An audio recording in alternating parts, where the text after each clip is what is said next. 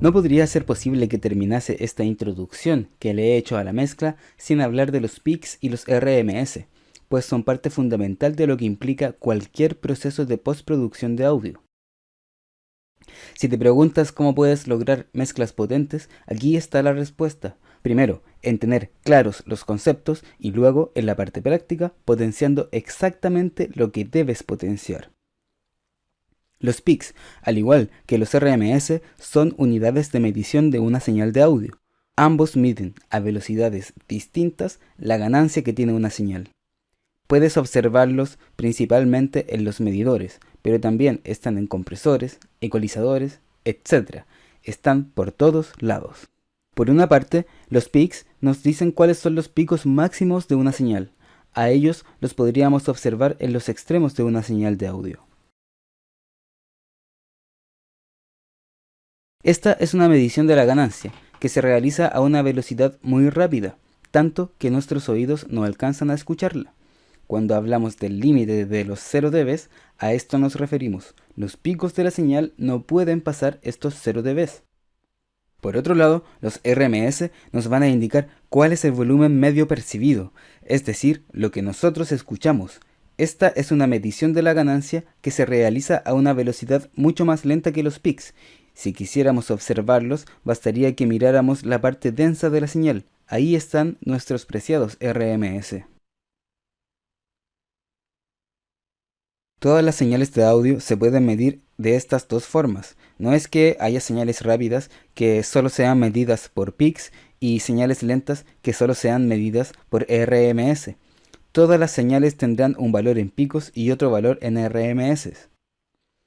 No sé si recuerdas que hablamos del rango dinámico en el video 3. Si no lo recuerdas, te recomiendo que vuelvas a verlo, pues como prácticamente todos los contenidos que hemos revisado en esta serie de videos, el rango dinámico es un concepto de vital importancia, tanto en la mezcla como en el mastering, que viene después. Y si pretendes llegar a autoproducirte a un nivel profesional en algún momento, que imagino que es el fin de muchos, más te vale la pena estar bien al pendiente de lo que vayas aprendiendo. Ir viendo los videos más de una vez, ojalá parando en las partes que no entiendas o donde crees que hay algo importante e ir anotando tus apuntes. Bueno, volviendo a lo que venimos, los RMS y los peaks. Voy a abrir el medidor que suelo ocupar. Este es un plugin de la casa comercial de Brainworks que se llama VX Meter. Este medidor será una herramienta muy útil y que utilizaré prácticamente en casi todas las pistas. Partiré haciendo el ejemplo con el bombo.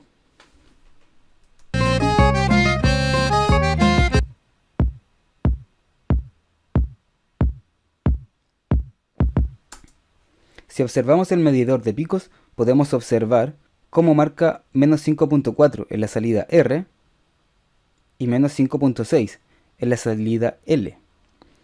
Esta información también podemos encontrarla en los mismos medidores del canal. Es más, Cubase tiene su propio medidor que viene integrado en el DAW. Lo puedes abrir con esta ventana que está arriba a la derecha de la pantalla. Ahora, la diferencia entre este medidor con el VX Meter es que el medidor de Cubase siempre estará leyendo la señal que sale por el bus master. En cambio, el VX Meter podemos moverlo pista a pista, ya sea en señales individuales o canales de grupo.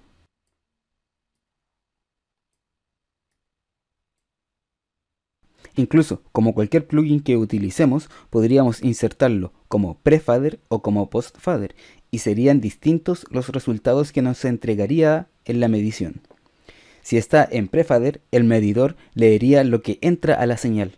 En cambio, en post-fader leería lo que sale de la señal. Más adelante te haré un ejemplo. Volviendo a las mediciones, aquí abajo podemos observar que la medición de RMS o volumen medio percibido en este caso fluctúa más o menos entre menos 14 y menos 19 dB. Bueno, la información recolectada después de esta medición es que el rango dinámico que tenemos disponible en este momento en el sonido del bombo existe entre menos 14 y menos 5 dB. Esta información es muy valiosa y a partir de ella tomaremos algunas decisiones. La idea de ir moviendo el medidor pista a pista es ir haciendo un seguimiento del rango dinámico e ir regulándolo constantemente con el fin de no apretar demasiado el sonido o dejarlo demasiado suelto. Algo muy influyente para saber cuándo nos falta apretar o cuándo nos falta soltar un poco el rango es el estilo musical. ¿Recuerdas que en el video pasado te conté acerca de la escuela de mezcla que yo utilizo e incluso te hice un ejemplo mostrándote que es distinta a la escuela clásica? Bueno, pues ahora te daré un ejemplo concreto. Puedo ver que tengo la ganancia del bombo en este momento a menos 0 dB y que los picos están en torno a menos 5 dB. Por el estilo de música, la mezcla entre lo electrónico y lo análogo de algunos sonidos, ya sé que quiero que el bombo sea un elemento relevante de la música, y es más, quiero que tenga una presencia bastante grande con respecto al resto de los elementos. ¿Recuerdas que te conté que llevaría los elementos que lo requirieran al límite? Pues ahora mismo estamos en el caso. Entonces, si estuviese en la mezcla misma, una vez que ya terminé de ecualizar, comprimir y probablemente saturar de forma leve, mediante un limitador levantaré los picos del bombo y lo dejaré, por ejemplo, en unos menos 3 dB.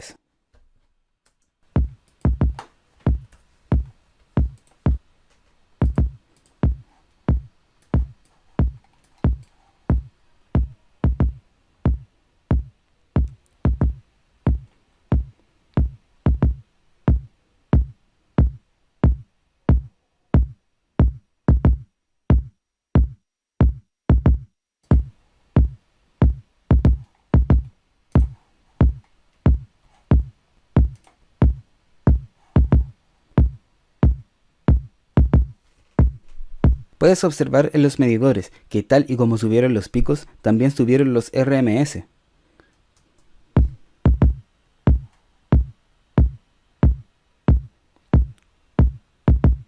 Ahora la medición RMS se mueve entre los menos 11 y los menos 15 dB. Y bueno, por ahora te puedo adelantar que una de las claves para manejar estos dos parámetros como nosotros queramos está en la compresión. Y que la compresión en parte implica esto, el control del rango dinámico, pero también es un aspecto que modela los sonidos en ataque, decay, sustain y release.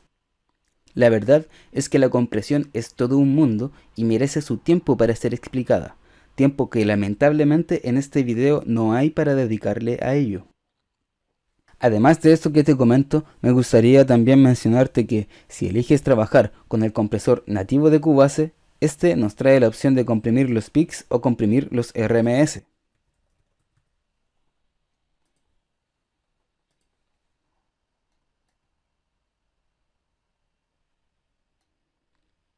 En función de lo que escojas, va a cambiar completamente la compresión que realices. Si bien es una opción que encuentro genial, yo que tú la evitaría por ahora, al menos hasta que sepas bien qué es lo que estás haciendo y de qué trata la compresión. Aquí puedes ver la diferencia que supone comprimir peaks o RMS.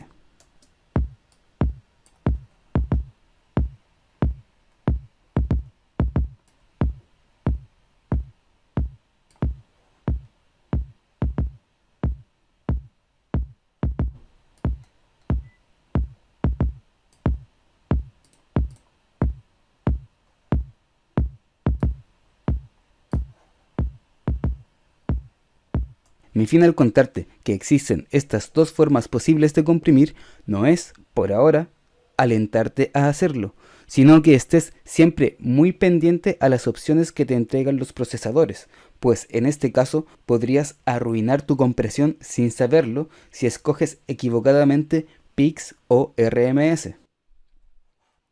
Haré un pequeño paréntesis para hacerte una pregunta que comprobará si estás o no concentrado aquí.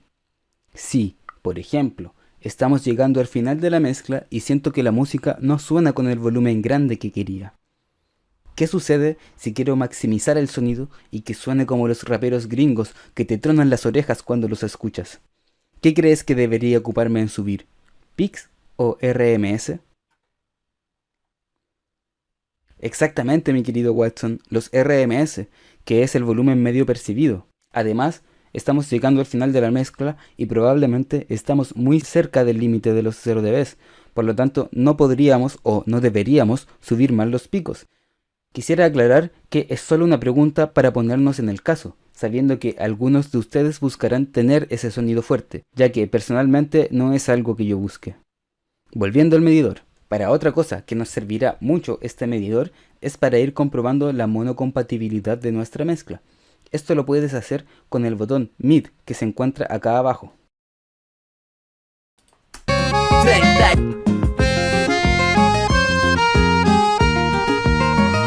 Es un botón que te permitirá escuchar la información que se encuentra en el centro de la señal o información mono, a diferencia de este que es el botón de Side, que te mostrará la información lateral o la información estéreo de la mezcla.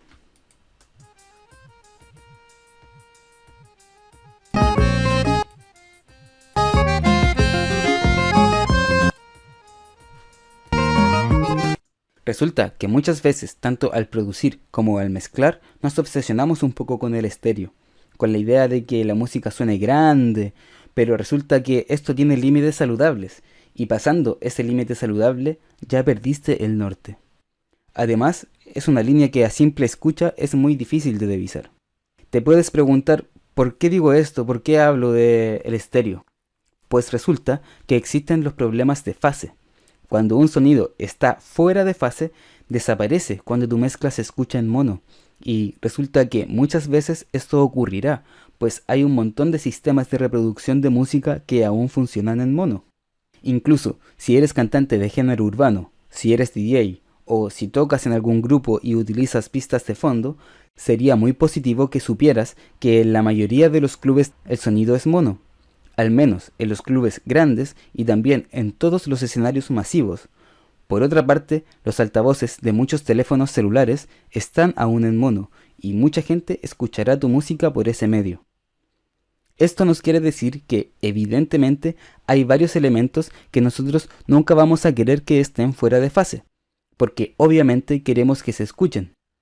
Tal y como también es cierto que hay algunos otros casos en los cuales no nos molestará demasiado que un sonido en particular esté fuera de fase, y en verdad son elecciones que irás desarrollando en cuanto vayas mejorando en tu calidad de sonido y por tanto entiendas que gran parte de este trabajo se trata de tomar decisiones. Sabiendo todo esto, aquí, arriba de la medición de Peaks, se encuentra el apartado de correlación. Mientras este medidor esté más cercano al +1, quiere decir que la señal es más mono, o dicho de otra forma, tiene menos apertura estéreo. En cambio, mientras más cerca esté de -1, más apertura estéreo tendrá el sonido en cuestión. Y resulta que, una vez que el medidor pasa de esta mitad hacia la izquierda, nos quiere decir que aquel sonido que estemos midiendo ya está fuera de fase. Si ahora, estando fuera de fase, revisaras qué suena por el mid, podrías comprobar que suena mucho menos el sonido en cuestión, y si estuvieses escuchando la mezcla general, es probable que el sonido que está fuera de fase no suene en mid o suene dañado y en un muy bajo volumen.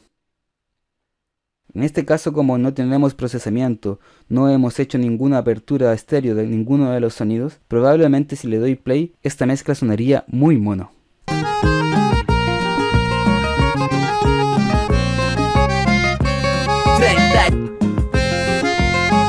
Por último, el botón de balance nos mostrará qué tal es el balance, valga la redundancia, de nuestra mezcla. Si estamos muy cargados hacia la derecha o hacia la izquierda, este indicador nos mostrará.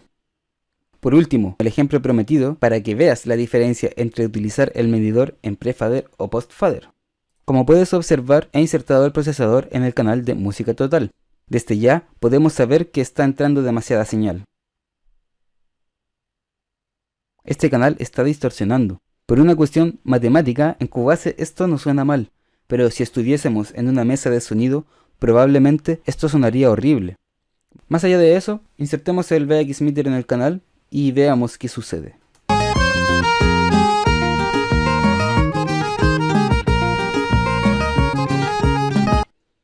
Podemos ver cómo inmediatamente el medidor marca esta situación. Por más que yo moviera el fader del canal, sucedería exactamente lo mismo.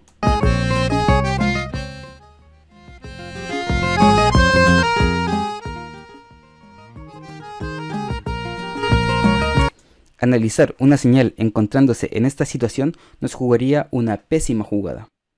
Ahora, si muevo el plugin a postfader,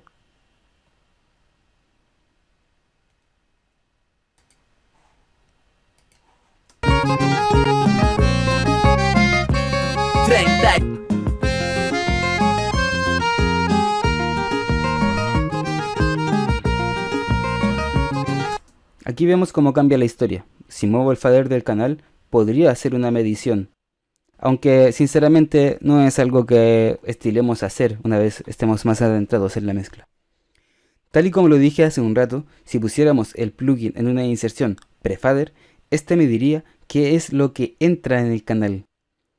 A diferencia que si se inserta en postfader, en cuyo caso me diría qué es lo que está saliendo del canal. Ahí está la diferencia. Para cerrar lo relacionado con los picks, RMS y sus mediciones, me queda algo que decirte. Cuando ya hayas mejorado bastante mediante la práctica, tendrás un absoluto control del rango dinámico, y dependiendo del estilo que estés mezclando, incluso te podrás decir al comienzo de la mezcla: ok, quiero llegar al final de la mezcla con un rango dinámico de 10 dB, por ejemplo. Si una vez que llegas al final y resulta que, por ejemplo, tu rango dinámico es de 7 dB, ya sabes que debes soltar un poco tus RMS para que bajen y alcances el valor que quieres. Y ya sabrás también que probablemente el error que cometiste pudo haber sido comprimir un poco de más o haber apretado demasiado con limitación. Ahora, es importante que sepas que no siempre es necesario achicar demasiado el rango dinámico, como se estila hoy en día. Cuando el rango dinámico es mayor, la música suena mucho más natural. Por eso es que en estilos como el jazz o la música clásica el rango dinámico es tan enorme. Sabiendo esto, también vale la pena mencionar que si produces rap, trap, reggaetón, techno o cualquier tipo de música electrónica, lo que se busca hoy en día, que es parecerse a lo que hacen los gringos, es tener un rango dinámico mínimo, casi inexistente, y ni hablar de las distorsiones en el mastering. Esto, por una parte, baja bastante la calidad del sonido, es decir, se estropea parte del trabajo que se ha hecho en la mezcla. Pero es lo que piden los cantantes hoy en día, porque es lo que piden las discográficas hoy en día, porque es lo que pide la gente hoy en día, y en la búsqueda a ser populares se da este círculo vicioso que al final a los que mezclamos y masterizamos nos hace entregar canciones que estén distorsionando, y personalmente creo que esto debe ser así, siempre y cuando el cantante o el grupo te lo pida. Y bueno, si eres cantante y piensas autoproducirte y quieres parecerte a aquellos, pues ya sabes, buscarás tener unos RMS bastante altos y los picos al límite. Llegado a este momento haré un repaso a la velocidad de la luz de todo lo que vimos hasta ahora.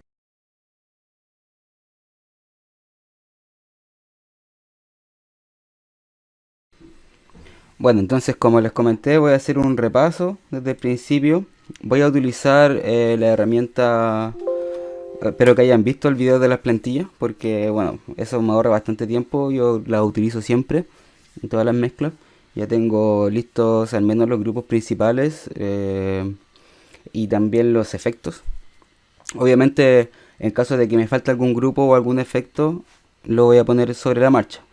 Aquí puedes ver en mezcla estándar. Yo voy a entrar en la mezcla estándar. Pondré ejemplo 1 y creo el proyecto. Está bien. Aquí pueden ver cómo están ya todos los grupos: drums, instrumentos, música total, lead, axe, voz total, grandfather. Y yo solamente dejo configurado 2 efectos para instrumentos y unos 4 o 5 efectos para voces. Después, de todas formas, todo depende de la mezcla, así que ahí se ve lo que se agrega o lo que no se agrega. Entonces voy aquí a insertar las pistas.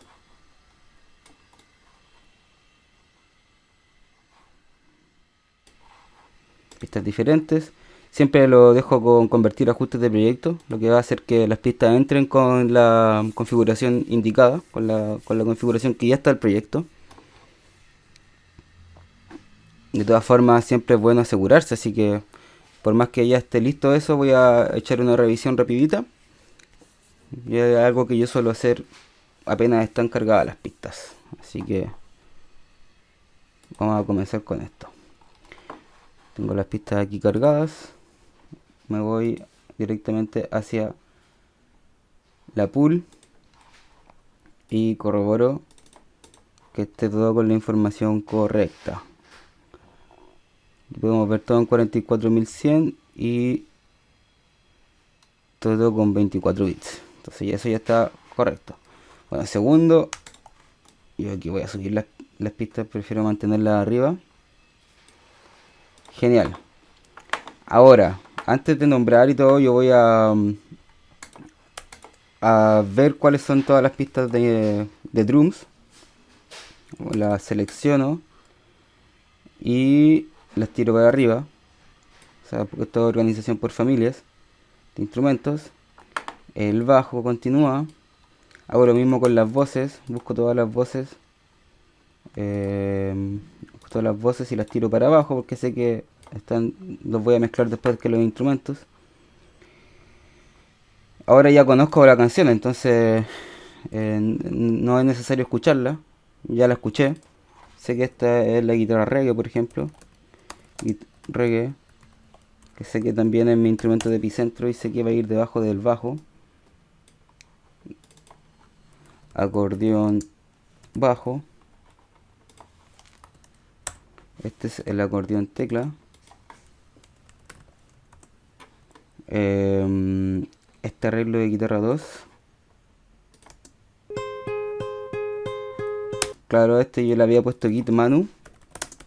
Y sé que si bien no es del epicentro, es de uno de los arreglos con más importancia.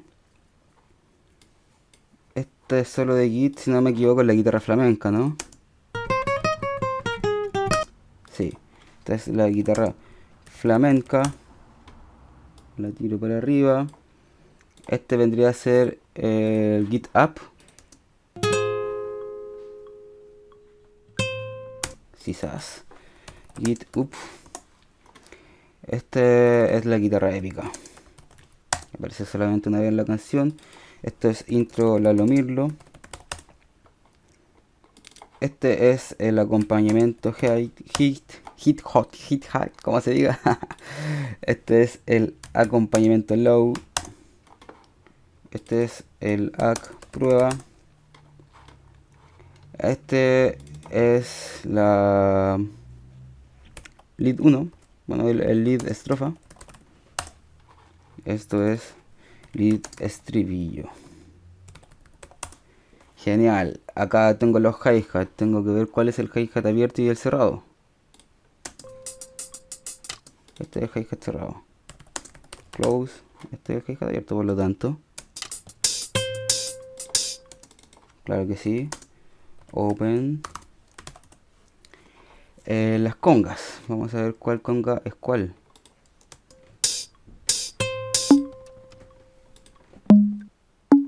Esta es la conga low. Esta es la conga high.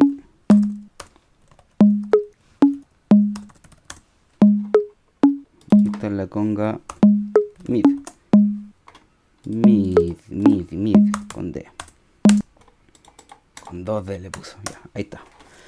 Entonces, ¿qué más falta con respecto a los nombres? Ahí ya me encuentro ubicado completamente. Entonces ahora, por ejemplo, voy a subir los grupos.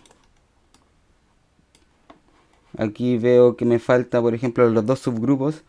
Entonces los puedo agregar desde acá. Añadir pista. Hi-hats. Vengo para acá y lo subo. Por la forma en que lo añadí, esto ya debería estar ruteado. Y así es. Vamos a hacer las congas. Percusiones. A veces los grupos de percusiones son mucho más grandes, pero esta vez son poquititos. Esto ya debería estar ruteado. Muy bien, entonces ahora bombo, caja, hi-hats y percusiones lo envío al grupo drums. Estamos ready con esto. El bajo por sí solo es un grupo. Para mí, mi forma de hacerlo. Acordeón bajo más teclas, añadir pistas, canal de grupo, canales seleccionados, acordeón. No sé si se dan cuenta todo el tiempo que me ahorra tener la plantilla ya lista. Es brutal para mí. Encuentro que ahorra demasiado tiempo. Vamos a tirar las guitarras a un grupo llamado guitarras. Guitarras. Genial. Lo subo. Tengo la git. Hasta aquí están las guitarras. Entonces, desde aquí hasta acá lo ruteo a guitarra. Ah, ya estaba ruteado esto. Ya. Lo coloreo. Subo instrumentos. Y ahora agarro la intro, más las guitarras, más el acordeón, más el instrumento de epicentro y lo tiro todo junto a instrumentos. Genialísimo. Estamos aquí muy avanzados ya. Música total, lo tiro por arriba. Agarro instrumentos, bajo y drums y lo ruteo a música total. Esto lo llevo para arriba. Genial. Acá. Ya, entonces vamos ruteando todo lo que haya que rutear. Siempre revisando. Vamos a acompañar las voces de acompañamiento. Genial. Vemos cómo está acá. Maravilloso. Subimos a voz total. Y agarramos el grupo de Axe, el grupo de leads. Los tiramos a voz total, ¿cierto? Sí, sí. Y falta enviar voz total y música total a Grandfather, que como yo ya lo tengo configurado, esto ya está enviado ya. Maravilloso. Entonces, se pueden fijar, ya tengo también esto ruteado, lo pueden ver aquí. FX Drum y FX Instrumentos.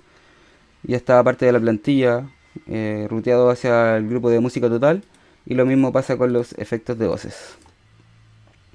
A la vez, también en la plantilla, un instrumento maravilloso, tengo los efectos ya preconfigurados. Por lo tanto, es algo que yo me ocupé antes de hacerlo. Y ahora no es necesario hacer nada de eso. Lo último que falta es que vamos a dejar esto como listo, como para entrar en el proceso ya de la mezcla, del procesamiento del sonido. Esto está ordenado, como les dije, en la forma en que yo voy a comenzar a trabajar las pistas, con el concepto de Faro también que hablamos antes. Entonces, yo al principio de la mezcla quiero concentrarme en la instrumental como si fuese un todo. Una vez que está la instrumental lista, recién me meto las voces. Por esto es que voy a empezar muteando la pista de voz total, lo que va a hacer que al principio solamente se va a escuchar los instrumentos. Y aquí hago un sistema donde bajo muchos faders para poder concentrarme en los primeros instrumentos que vaya mezclando, pero no mezclar en solo. Entonces, por ejemplo, aquí vengo y le quito 15 dB a la pista de instrumentos, va a hacer que suene mucho más fuerte el bajo y los drums.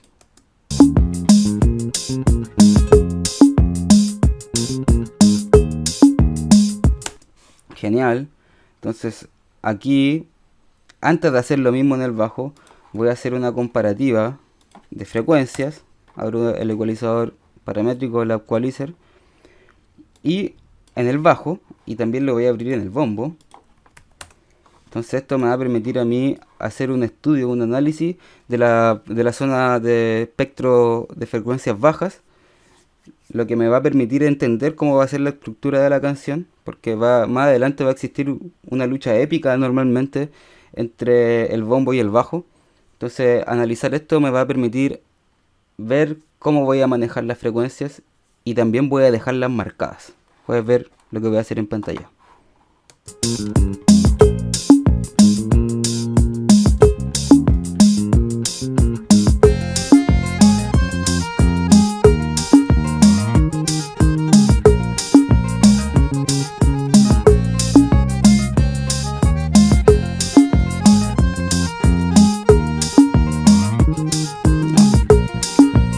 Bueno, esto que tengo acá me permite saber cuáles son las frecuencias donde está predominando el bajo.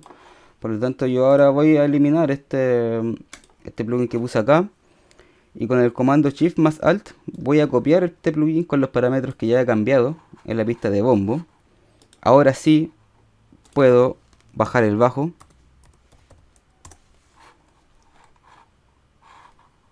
Y ahora cuando abra el plugin aquí en el bombo, sé cuáles son las frecuencias que tengo que evitar en el bombo para, en ese sentido, darle un poco de espacio al bajo.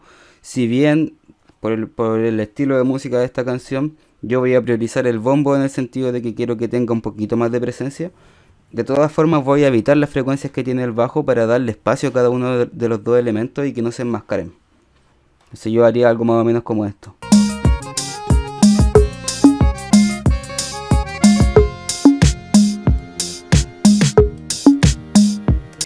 También puede ser que le deje alguna frecuencia al bombo y en ese caso tendría que quitar esa misma frecuencia en el bajo para darle espacio. Entonces aquí, una vez que ya tengo este análisis hecho, como dije, le bajo el volumen al bajo. Y ahora repito este mismo proceso que hice en toda la instrumental, pero acá, adentro de los drums. Entonces vendría aquí a percusiones, le bajo menos 15. Vengo aquí a hi-hats, le bajo menos 15. Y vengo aquí a la caja y lo bajo menos 15. Así ahora yo puedo concentrarme en el bombo, sabiendo que voy a empezar por el bombo y siempre escuchando en contexto. Esto no significa que no de pronto voy a poner en solo la pista para fijarme en algún detalle, pero no voy a mezclar en solo, voy a mezclar en contexto porque estoy escuchando todo el resto de las cosas.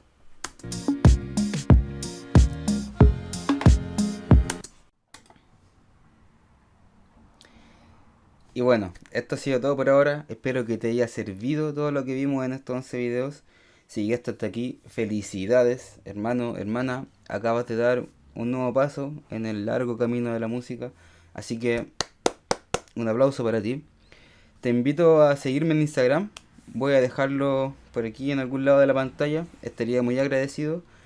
Y bueno, si quedaste con alguna duda de cualquier punto que hayamos visto, escríbeme y yo te voy a contestar lo antes que pueda. Lo mismo en el caso de que hayas quedado con ganas de aprender lo que sigue de este paso, que es la parte más entretenida, que vendría a ser el procesamiento del sonido y que es en definitiva donde vamos a darle la forma al sonido, donde ya vamos a meternos a manipular los sonidos propiamente tal. También te dejo la invitación, me pueden mandar un DM o un mail que lo voy a dejar ahí junto con el Instagram. Así que eso, yo voy a estar atento a cualquiera de los dos casos, ya sea tengas alguna duda o quieras seguir aprendiendo cualquiera de los dos casos. Así que eso sería todo por ahora, te mando un abrazo, te deseo lo mejor, espero que sigas estando bien, vibras musicales, chaito.